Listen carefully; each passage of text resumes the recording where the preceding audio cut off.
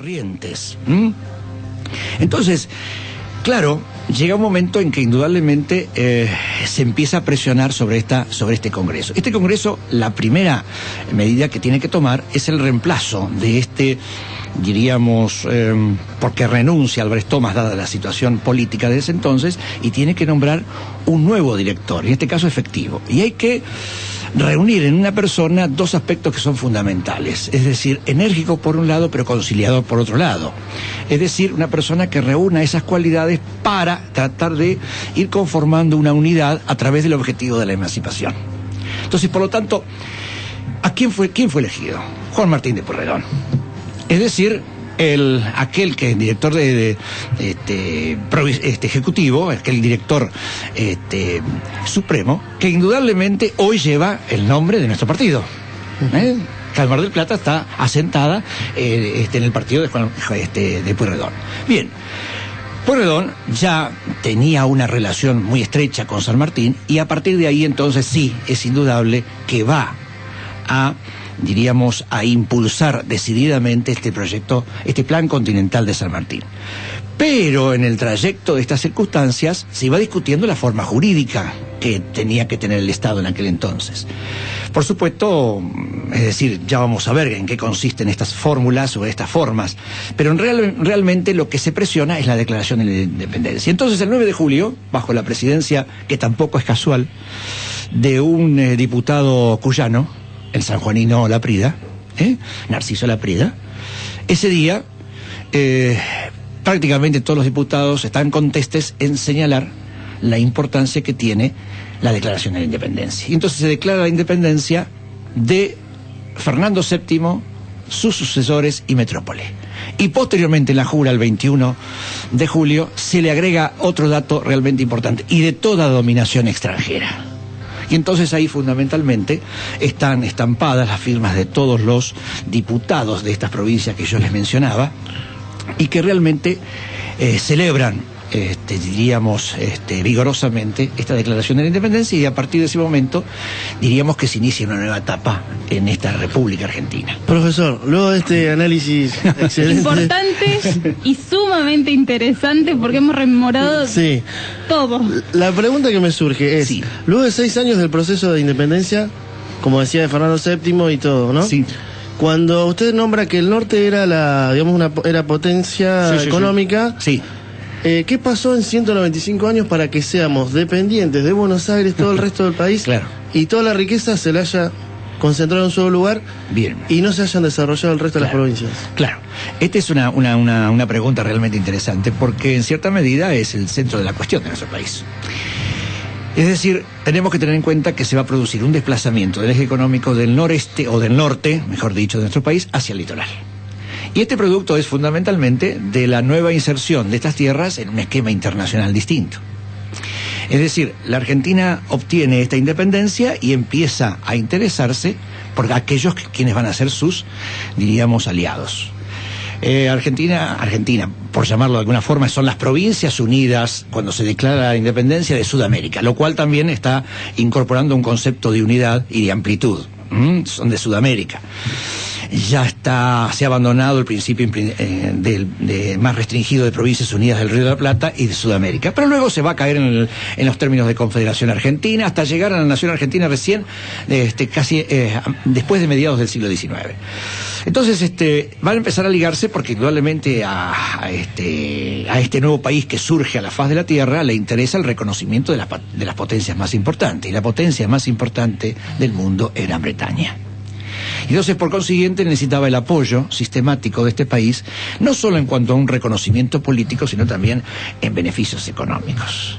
Y a partir de ahí en más, poquito a poquito va a ir entonces Argentina utilizando ciertos recursos que más adelante se van a transformar en un modelo agroexportador en 1880. Ahí empieza todo, digamos. Ahí está. Entonces, ¿pero qué ocurre? También debemos decir que se van introduciendo ciertas pautas que son necesarias. Por ejemplo, la primera actividad que se va conformando en el Río de la Plata es la ganadera. Por eso no es de extrañar que ciertos caudillos, es decir, hayan mantenido un poder casi, diríamos, fundamental en la provincia de Buenos Aires y hayan tratado, en la medida de lo posible, de extender las fronteras. Esas son las famosas campañas al desierto, las llevadas a cabo contra los indígenas. Le inició Rosas. ¿Por qué Rosas? Porque Rosas es el principal hacendado de la provincia de Buenos Aires. Por lo tanto, su actividad ganadera estaba de acuerdo con otros profesionales, otros hacendados que también obtenían o querían obtener los mismos beneficios. Por lo tanto, empezaron a extender la frontera y así se llega hasta las finales de 1879 con la famosa campaña de Roca. Y a partir del 80, entonces sí, la Argentina ya es un país que ha ingresado en el sistema, es decir, un sistema capitalista ya con un gran desarrollo financiero y que por lo tanto se incorpora en la División Internacional del Trabajo como proveedor de productos de materias primas y receptor de productos manufacturados. Y entonces ahí sí, esa economía moderna se inserta en el mundo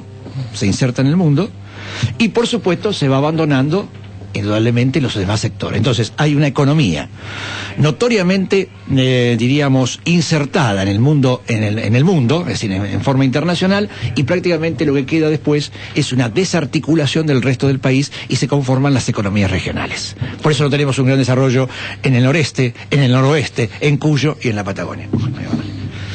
Entonces uno ve que realmente ese motor central que fue la Pampa Húmeda, con todo el proyecto agroexportador, tuvo una función que prácticamente se encaminó hacia el orden internacional y se confundió fundamentalmente con esta División Internacional del Trabajo, proveedora de materias primas y receptora de productos manufacturados y capitales ingleses, y que posibilitaron la creación de frigoríficos y toda una red de infraestructura que significan los ferrocarriles.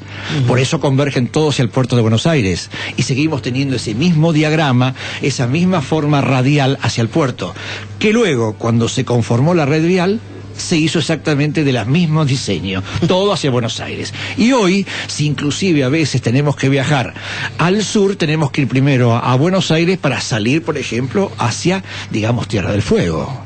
Lo cual indudablemente nos está marcando que hubo momentos históricos de singular importancia que marcaron definitivamente la postura de la Argentina en el mundo y en su relación con él. No es descabellado pensar que las teorías de los economistas como David y Ricardo y Adam Smith, que incitaban a los ingleses a ir a buscar valores, cuantías a otros países y no producirlas en los propios países, justo cuando sucede este proceso, ¿no? Que Argentina es el principal proveedor de estos insumos a Gran Bretaña. Claro, es así, y inclusive no solamente la Argentina contribuyó a esa División Internacional del Trabajo y fue uno de los países. Otros, por ejemplo, posteriormente lo hace, por ejemplo, los países asiáticos, en el caso de India, además. Es decir, contribuyen fundamentalmente a ese sistema en el cual sí era necesario, porque estaba determinado por esa División Internacional del Trabajo, lo cual, con el tiempo, indudablemente a la Argentina le trajo serios problemas porque fue incrementándose el valor de los productos manufacturados con relación a los productos de las materias primas. Ese es el recargo que se tiene cuando hay valor agregado de la producción. Eso es lo que podemos seguir viendo ahora, después de 200 años, cuando ellos pensaban que acá la mano de obra era mucho más barata, y como sigue sucediendo, como decía, después de 200 años que los países industrializados mandan a fabricar a China, a Taiwán, a Hong Kong, a Malasia, para tener un precio de costo más barato que si lo fabricaran en su propio país. Hoy están, diríamos, prácticamente en su salsa en muchos aspectos, ¿no? Es decir, han acomodado indudablemente todas las variables económicas para que indudablemente eso sea facilitado. Es cuando uno dice, a veces, la producción de un auto argentino, o la producción, hoy un auto argentino, brasileño, norteamericano, tiene autopartes que se fabrican en las partes del mundo en función de un mercado fundamentalmente laboral. Es decir, el costo laboral en determinados países es mucho más barato. Por consiguiente, esas transnacionales trasladan todos sus productos ahí y todo su mercado para poder realizarlo, y después lo venderán en lugares que evidentemente son mucho más aconsejables desde el punto de vista económico. Por eso los países no aportan el total de la sabiduría, de la ingeniería, sino pedacitos para fabricar autopartes, sino... Es cierto, pensemos, claro, eso es muy sabio. Evidentemente las casas, las matrices, indudablemente están en determinados lugares, y los encargados de eso son las mentes lúcidas que proyectan todo esto. Los demás son los peones que ejecutan las tareas de este rompecabezas que viene armado y que se distribuye por el mundo. Pero la tecnología central se la quedan ellos. Nunca van a invertir en tecnología central. Por supuesto, por eso es que un aspecto de singular importancia en el mundo entero es cuando un país destina un presupuesto educativo es decir, de real importancia, pero no solamente para mover todos los aspectos educativos de un país que son extremadamente necesarios, quien lo puede dudar, sino fundamentalmente para eso, es decir, para avanzar en aspectos que indudablemente la tecnología marcaría rumbo, porque de esa forma se marca realmente independencia.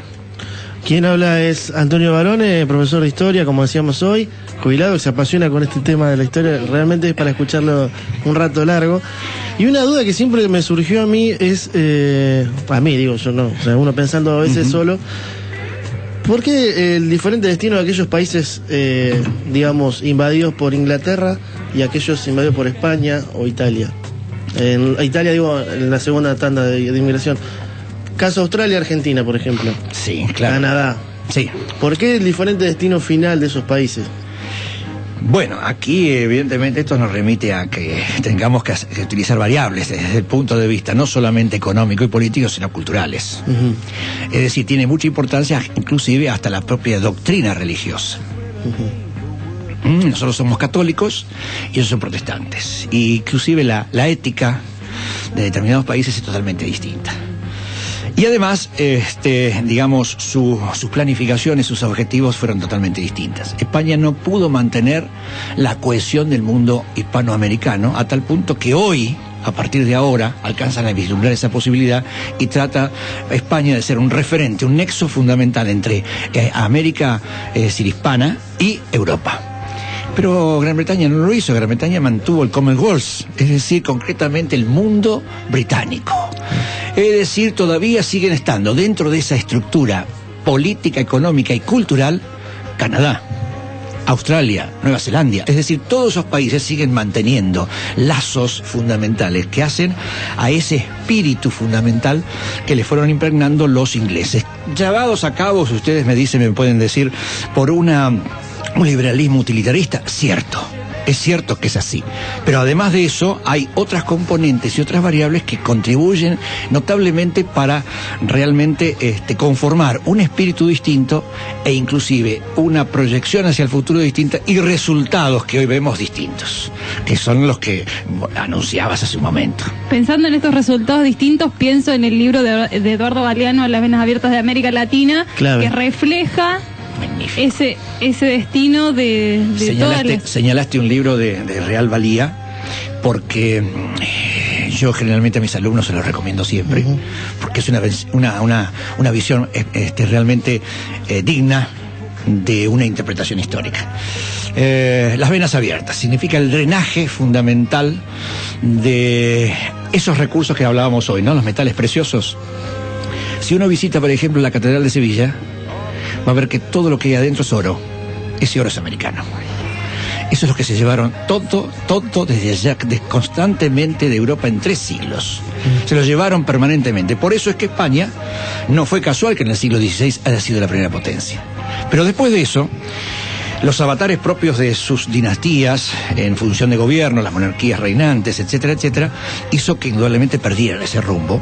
Y poco a poco fueron decayendo, porque ese mercantilismo no fue, diríamos, acompañado por otros desarrollos, y entonces entregó toda la producción fundamentalmente a otros países. Por eso es que el oro entraba a España y salía en compra de otros productos a los demás países. Los demás países sí se enriquecían, España no. Por eso España cede su lugar en el siglo XVII, y hoy, les guste o no les guste a los españoles, son un país de segundo, tercer nivel en el mundo. Pero hubieran sido llamados indudablemente a ser una de las primeras potencias durante muchos siglos. Sin embargo, no lo fueron. Pero eso sí, utilizaron ventajosamente durante un cierto tiempo las venas abiertas de América Latina. ¿Cierto? Profesor Barone, ¿podemos decir que somos totalmente independientes hoy después de tantos años? Esa pregunta es